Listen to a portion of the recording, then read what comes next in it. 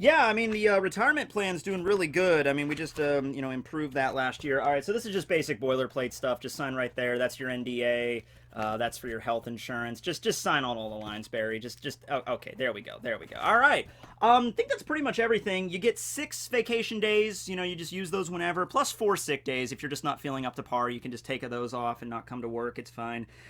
Now, there is an issue right now. There are certain budgetary restrictions, so I can only afford to pay you in M&Ms. Now, look, I know you might be saying, listen, that's pretty high up on the candy chart at Tekking101 Enterprises, okay? I'm still paying law teching in junior mints. All right, so you're lucky to be started off with M&Ms, and these are M&Ms in share size. Okay, you get 5 bags of these a week.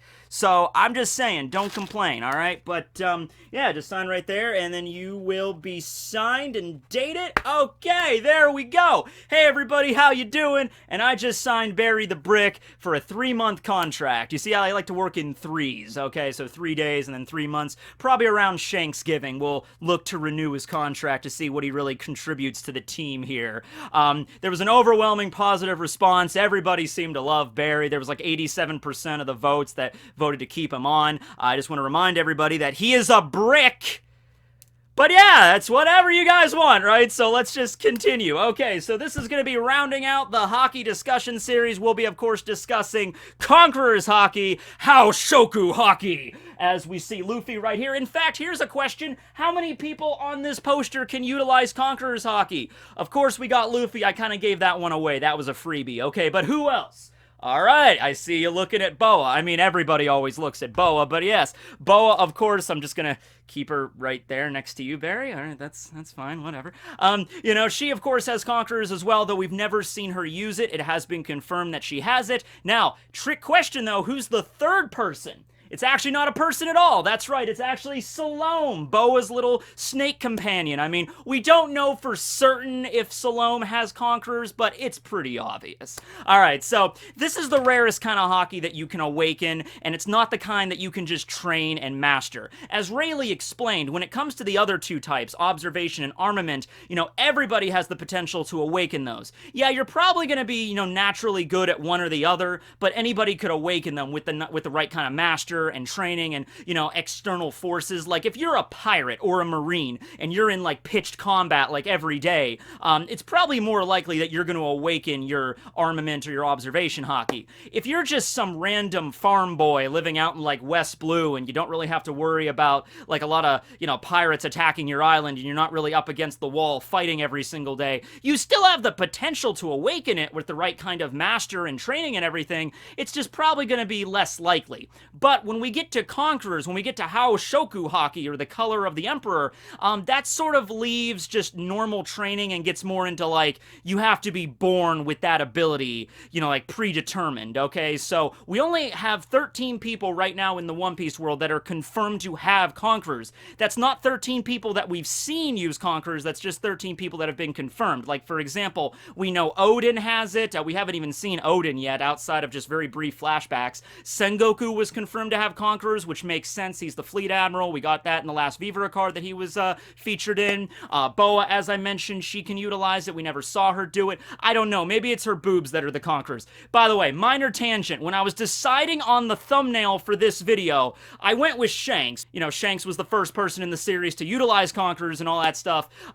But my other option was using Boa, but I had a problem, how exactly I was going to lay out the thumbnail, because I have to put the words Conquerors there, but I just couldn't cover up her boobs. I just didn't have it in me, so it didn't really work out too well. So we just went with Shanks instead. So, talking about Shanks, he was actually not just the first person in the series to showcase Conquerors Haki, he was the first person to show any kind of hockey in the story, Chapter 1. Now, I have to apologize, because when I did the observation video, I said that observation hockey, or mantra, was the very first hockey showcased in the One Piece story, when in fact a lot of people corrected me, it was Conquerors. I guess I should have done a better job of, saying what I really meant there, because you have to remember, way far back, chapter 1 of One Piece. Alright, we barely didn't even know how devil fruits worked at that point, okay? And so, it wasn't really explained what Shanks used against that Sea King. All that we get in that chapter is Shanks just stared at the thing, and then it got really scared and ran away.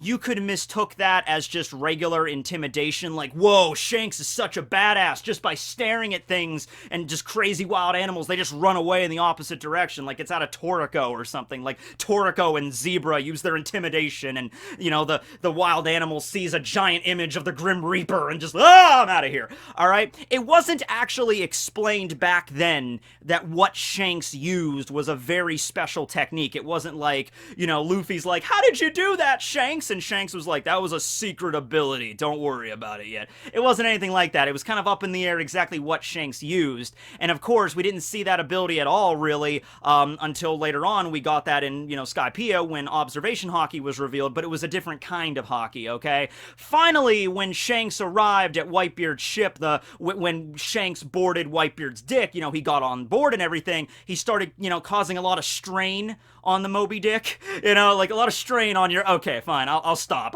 fine. I mean, come on, Whitebeard, you're naming your ship the Moby Dick, you're kind of opening yourself up to that, but it's like, nobody in the One Piece world would dare make those kind of jokes, because, you know, Whitebeard is ready for it. But anyway, when Shanks walks aboard his ship, and he starts, you know, kind of causing a little bit of strain on the vessel, I think it was Jozu in the background that was like, that man's Haki is as strong as ever, and that's when we got it really understood, like, yeah, there's this other kind of power in the One Piece world called Haki, or willpower, okay? And then, of course, it's explained later on. So the first time we see Luffy utilize it is accidentally. Before the time skip, Luffy doesn't understand really how to control it. He might, after using it a few times, understands he does have this kind of weird power that he can awaken if he's like really stressed out, but he himself doesn't really understand how to utilize it. So the first time we actually see him use it was during Duval's little mini arc, when Duval's, you know, giant boar thing, it wasn't really a boar, it was more like a cow, Motoboro, was charging at Luffy, and Luffy just kind of looked at it and was just like, settle down, and Motoboro was like, oh, okay. And so everyone's like, what? Huh? That's a little weird. Then when we get to Sabaody, we get Rayleigh, and Rayleigh uses it to knock out everybody in the freaking auction house. So, you know, that's when we get to really know, like, okay, that's maybe a stronger version of what Luffy did. Of course, Luffy uses it at Impel Down against the Wolves. He uses it at Marineford to stop the people from executing Ace. So we understand it's like some kind of power that allows you to knock a bunch of people out. That's what Conquerors, the only application of it back then really was. When Rayleigh finally, you know, settles down with Luffy at Ruskaina and explains the 3 different kinds of Haki to him, he states that, you know, Conquerors is very dangerous. If you don't know how to control it, don't use it, because you're basically taking your own willpower and, like, turning that into, like, an energy that can affect other things around you. At least that's the way I took it, okay? Taking the willpower of a king or an emperor, and, you know, you're using it to knock other people out or bend other people to your will. That's what I really think the advanced application of Conquerors could be. Not just knocking people out that have inferior willpower to you, and if the gap of their willpower is larger, the easier they are to knock out. It doesn't work on everybody, you know, it's not an end-all be-all. Luffy can't just walk up to freaking Kaido and just, Conquerors, and then knock Kaido out, alright? That's not how this works. If they are stronger than you, your Conquerors will not work on them in that way, okay? And if their willpower is strong but still weaker than yours, it might knock them out, it might not. Like, for example, at the auction house, Rayleigh walks out and he just does a big burst of Conquerors. Most of the people in the auction house get knocked out, like the guards and everybody, but then you get people like Law and Kid. They were able to resist it, fine, that makes sense, they're supernovas. But then you got Sachi and Penguin that were members of Law's crew that don't seem like ridiculously powerful, and they were still able to resist it a little bit. I think like Penguin got up and he's like, oh, my freaking head, oh. And Rayleigh was like, you resisted that, that's pretty good. Now, I'm sure Rayleigh was not exuding 100% of his willpower. That would have probably brought the whole damn auction house down, because we saw this with Shanks. When Shanks walked aboard the Moby Dick and he was doing Conquerors, that was actually causing like physical strain on the ship. It wasn't just knocking people out. Like, the wood began to creak and break apart and splinter as he was walking aboard, okay? So yeah, you exude enough willpower, it can affect inanimate objects as well, okay? So Rayleigh probably just did a quick burst, you know, he kind of gauged the room, he's like, all right, I'll use this much Haki to knock them out. You know, and then Sachi and Penguin were still able to resist that with some difficulty. They were like, oh man, I was just about to pass out, but I was able to bring it back, okay? So that's the way that works there. Now, another application of using Conquerors, Luffy has done this quite a few times, actually, with animals. Getting animals to kind of be his allies and be his friends. You know, he's basically just dominating them with his strong spirit. Okay, so he goes against all those giant monsters on Ruskina, like the giant lion and the giant gorilla, and I think there was a tiger in there and an alligator somewhere, and, you know, at the beginning, they were all, like, you know, hostile toward Luffy, just beating the crap out of him. 2 years later, Luffy, it was stated, became the boss of the island. Every giant animal on that place, on Ruskina, listened to Luffy by the end of his 2 years of training, okay? He used his color of Conquerors in order to subdue them. We see this, you know, on screen later on when the crew is going up against the Kraken and then they beat it into submission. Yeah, beating it into submission is one thing, but I also think it's that Conquerors that really showed them, like, okay, there's no way I can win this. Like, Luffy takes out a elephant gun, beats down the Kraken. The Kraken, though, I think when looking at Luffy and getting that dose of Conquerors coming off of Luffy, that aura, the Kraken realized, there's no way I can beat this guy. I need to be his subordinate. I will bend to his will. And I mean, come on. The name of it is literally the, you know, color of the king or color of the emperor, the Conquerors Haki. All right, so when you're a conqueror, people bow before you. All right, you could do that in the sense of like knocking them flat out, but also I feel like an application of that would be to bend people to your will and have them follow you. This is also a trait that Mihawk spoke about at Marineford when that brief, you know, fight between Luffy and Mihawk happened. Mihawk talked about how Luffy's most dangerous quality, it's not his recklessness, it's not his just, you know, drive to get things done, it's not even his devil fruit power or anything like that. It's that no matter where this boy goes, he seems to garner huge amounts of allies. All right, and I'm going to definitely say that Mihawk was maybe making a reference to his Conquerors Haki there. Even if Mihawk maybe didn't know Luffy had it at that point. I think Luffy uses Conquerors Haki at Marineford later after he fights Mihawk. So maybe Mihawk was thinking, like, that kid probably has the color of Conquerors. Because everywhere he goes, he always has these followers behind him. And most people that have Conquerors do have a lot of loyal followers. Boa Hancock has it. She's the, you know, the head priestess or whatever you want to say of the Kuja. Rayleigh was on board the Roger crew. Roger had it too, by the way, Conquerors Haki. Then, of course, you have the Yonko that have it. Shanks and Big Mom and Whitebeard had it. We don't know if Blackbeard has it. Actually, I don't think it was confirmed or not confirmed that he has it. I think that spot was left blank in the Viva card. I might be misremembering this, but from what we've seen up until now, most Yonko do, in fact, have Conquerors, so if Blackbeard had it, I wouldn't be surprised. And even Kaido, like I said, wasn't directly explained to have had Conquerors, but I'm pretty sure he has it, okay? So, yeah, so far Luffy's only been able to bend animals to his will, to get them to follow him, like the animals on Ruskina and Tsurume, who's the Kraken, but I think if he improves with his Conquerors, I think the better way of utilizing it would be to bend people to his will. Maybe the same kind of way that Tama uses her Kibi Dongos to control, you know, animals or animal users, like smile users and stuff. Maybe Luffy could eventually get to the point where, you know, if he wanted to, he can exude so much Conquerors Haki that people before him will just bow down. Like, I'm remembering that scene in Bleach. Remember that scene when all the Espada are gathering and Grimjow's getting up to leave and Aizen's just sipping the tea and he's like, "Sit down, Grimjow." And then Grimjow just, boom, just that Ryatsu hits him and he has to bow before Aizen. It might be something like that where if you get Conquerors on a high enough level, and I'm sure people like Rayleigh that are really skilled and refined with their Conquerors, they could do that. Like Rayleigh could make anybody like bow before him if he really wanted to exude it. It's just, that's not really what he's all about. You know, Rayleigh's not a pirate anymore. He's not all about people like bowing before him and stuff. Maybe you might even be able to manipulate their minds like the Kibi Dongos can, where it's It's just like, yes, I will follow you wherever I go. So not just subjugating them through force like Aizen did to Grimjo, but like, subjugating them, like changing their willpower around. Another Toriko reference would be the taste change that the Nitro use.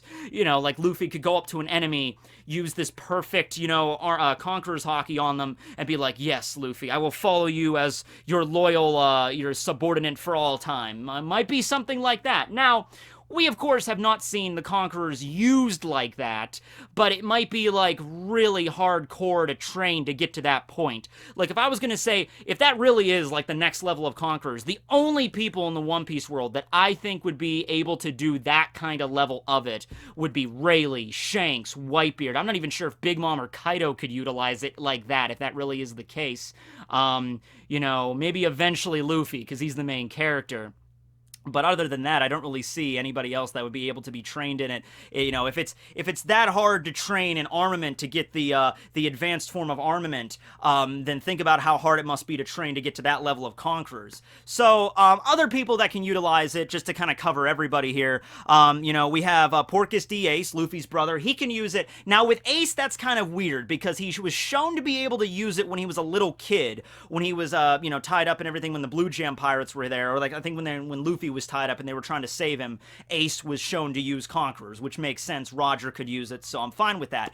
Now, during Marineford, he never used it, so a lot of people were questioning, like, how does that work? So I'm thinking maybe what happened is, yeah, he had the potential to use it, and he did indeed use it when he was a kid, but he never really trained with it all too much. I'm kind of curious as, maybe when he got on Whitebeard's ship, Whitebeard would know about it, he would know about Conquerors, he would know Ace had it. Why wouldn't Whitebeard teach Ace how to use Conquerors? You think that would come in massively handy when you are being chained up. But then again, also keep in mind, at that point in the story, Ace kind of was resigned to his fate. He struggled a little bit at the beginning and at the very end, when Luffy finally freed him, but for a big chunk of Marineford, he was there chained up on the execution platform just being like, this is it, I deserve this, it's over. So, that Emperor's spirit might have waned over the years. I would say the reason why Ace chose not to do it, or he couldn't do it, was because he gave up his dream of becoming a king so he could help make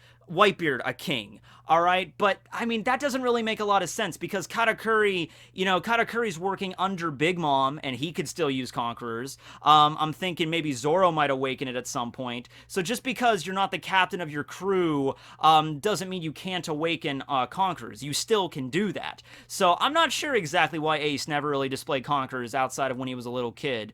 Then again, I guess it's entirely possible that he utilized Conquerors when he was a little kid, forgot about it because he didn't really have good memory of the moment, and he just never did it again, and then that's the reason. So maybe that. Don Shinjao used it in his fight with Luffy, as well as with Dofi, both during the Dressrosa arc. That was when we saw another application of it, when two people with Conquerors Haki clash. It's like freaking lightning bolts shoot out of that point of impact. When Luffy and Dofi are like kicking each other, like it's just massive amounts of electricity, and like the skies begin to get rent and stuff. Same thing happened when Whitebeard, who has Conquerors, and Shanks, who has it, they clashed aboard his mighty D, and then the skies were rent apart. Most recently in the manga, we have Kaido versus Big Mom, which I think right there should confirm Kaido has Conquerors. They clash, and then the skies get bent as well. So, yeah, it really does seem in that point when they clash anyway, it's like this huge burst of energy that even the weather itself is bent, and I don't even think maybe you would even have to clash with Haki. Like, if you're really skilled at Conquerors, like Rayleigh is, he might be able to affect the weather whenever he wants. It's just he doesn't have a reason to, So yeah, really, people look at Conquerors right now in the story and you say to yourself, oh, it's only good for knocking people out that have a low. It's good for fodder control. That's what a lot of people say. Oh, it's just good for fodder control. You knock a few people out, whatever, but against real threats, it's not going to work. But no, we've definitely seen it has other applications. It's just Oda really hasn't focused on it that much. Totland, we focused on observation. Right now in Wano, we're focusing on Ryuo or armament. So I'm thinking the next arc after this, or maybe like one of the final arcs of the story, we will learn more about Conquerors and we will find out more about how you can use it. Let's see. I talked about Katakuri, Dofi, they can use it. Kid, we found out recently, Eustace Captain Kid has it. Makes sense. He's the only supernova that had a bounty higher than Luffy. Well, when they were first introduced anyway. So definitely take an eye, put an eye on Kid right now. He has Haki. And then Sengoku, we haven't seen him utilize that. I'm actually going to make a video on Sengoku coming up. There will be another video on him. And Odin, but we haven't even seen him yet in the story in terms of, like, you know, a dedicated flashback. We only get like 1 or 2 panels of him so far. So, yeah, those are the applications for Conquerors I can see so far. Number 1, just knocking people out that have weak will. Number 2, bending animals to your will. Probably could also bend humans to your will if you get, you know, more skilled at it enough. And then, like, literally turning your aura into, like, electricity or friction or just energy or just bursts of air or whatever you want to call it, using your aura to change the environment and the weather around you. That's definitely another application of Conquerors, okay? So that's 3 I can see so far, which who knows any other applications it might have at some point. Who knows how Roger utilized it, how Rayleigh could utilize it to its fullest extent. I think during Marineford with Whitebeard, he was about to use it, but then he had like a coughing fit, or his injury or his sickness caused him to not be able to do it. So in his old age, he wasn't, you know, he couldn't just call it up. I'd probably have to stay focused to use it, and if he was getting sick and coughing, he would have been able to focus at that time. So that's a way that you can, you know, not use it in case you're, like, seriously injured. But yeah, beyond that, it's easily the rarest and the strongest kind of Haki if you train it well enough. And I'm making that claim. I mean, yeah, observation has a lot of freaking applications. Armament is good for fighting, but I think, like, if you get to the point where you have this incredible willpower, you could pretty much bend anybody to your will. I mean, you don't even really have to fight at that point, you know? So, yeah, I'd say at least it has the potential to have the strongest applications. I think that's fair to say. Wouldn't you agree, Barry? Ah, yes. I never thought of it like that. Using Conquerors Haki to break walnuts. That's genius! Okay, I'll give you a pay raise. All right, you're getting 6 bags of M&Ms a week. All right, that's the kind of boss I am, Barry. Don't worry, you're in good hands with me, Barry. All right, well, anyway, hope you guys enjoyed the video. Welcome, Barry. This is Tekking101 signing out. Later, everyone. Haki! Did I knock anybody out? Did I knock anybody out? No, probably, because you're still watching this. I guess I just don't have the gift. Guess I gotta give it up, guys. Okay. Later.